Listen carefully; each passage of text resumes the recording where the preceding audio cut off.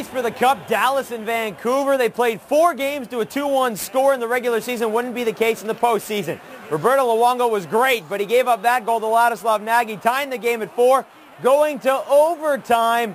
But folks, they would play a lot more than one overtime. This is the 4th overtime. The Sedin twins, Daniel to Henrik, and they win it 5-4 in the 6th longest game in NHL history. Hey, take a look at the comparison to the goalies Wednesday, and both were just awesome. But it's Roberto Luongo in his first ever career postseason start, making 72 saves, second most ever in postseason history, just one shy of Kelly Hrudey's record, 73. And with that, we say, hey, how are you on the Sports Update presented by Toyota? Jason Horowitz, glad to be with you. Just one day into the hockey postseason, but already maybe the best of what this chase for the cup has to offer. And on the first night of the 4 games, 3 were fantastic. Already saw how Vancouver took a 1-0 series lead. Same goes for San Jose in 2 overtimes in Nashville. 5-4 the final, but maybe more costly, the loss of Jonathan Cheechoo, last season's leading goal scorer, took a knee-to-knee hit, could be out a while. Anaheim also won late 2-1 against Minnesota, while Sidney Crosby's first postseason experience with Pittsburgh,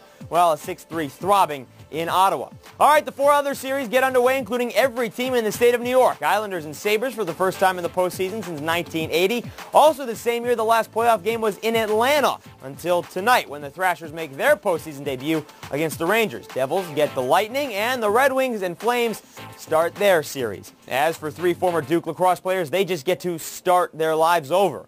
All charges facing the 3 former student-athletes were dropped Wednesday by the North Carolina Attorney General. Charges of rape, kidnapping, and sexual offense stemming from a party early in March of 2006. But Attorney General Roy Cooper didn't stop there. He went on to proclaim their innocence. The result of our review and investigation shows clearly that there is insufficient evidence to proceed on any of the charges. Today marks the end of a year-long nightmare that has been emotionally devastating for all of our families. This dark cloud of injustice that's hung above our heads has finally cleared. All right, folks, the case against District Attorney Mike Nifong, however, is not over. He faces charges from the bar of withholding evidence from defense attorneys and lying to the court. As for the most hyped baseball game so far this early season, well, Daisuke Matsuzaka won the battle of Japanese players, but lost the battle of young phenom pitching stars and the game. Felix Hernandez also making his Fenway debut, but was just a J.D. Drew hit in the 8th away from becoming the youngest player to have a no-hitter since World War II.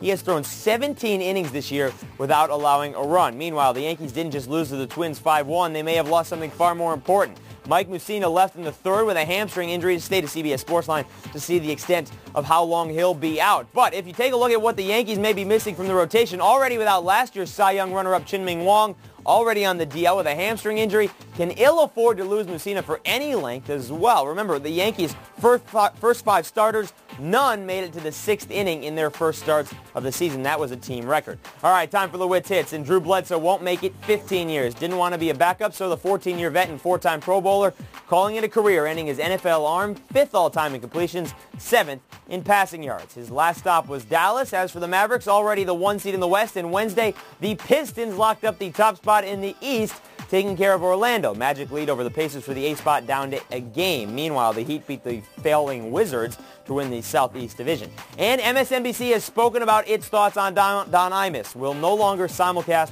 his radio show. Began today, the same day as his Radiothon, which has raised over $40 million since 1990. Of course, all this stemming from calling the Rutgers women's basketball team, quote, nappy-headed hoes, close quote. Now, his suspension from CBS Radio begins on Monday. No word yet if anything will happen after that. All right, folks, that'll do it for the sports update for Thursday, April 12th. More NHL playoffs, and if you haven't seen your team's full NFL schedule, be sure to do that right here on the website. Some great matchups opening weekend. I'm Jason Horowitz. Enjoy the night in sports. Take care.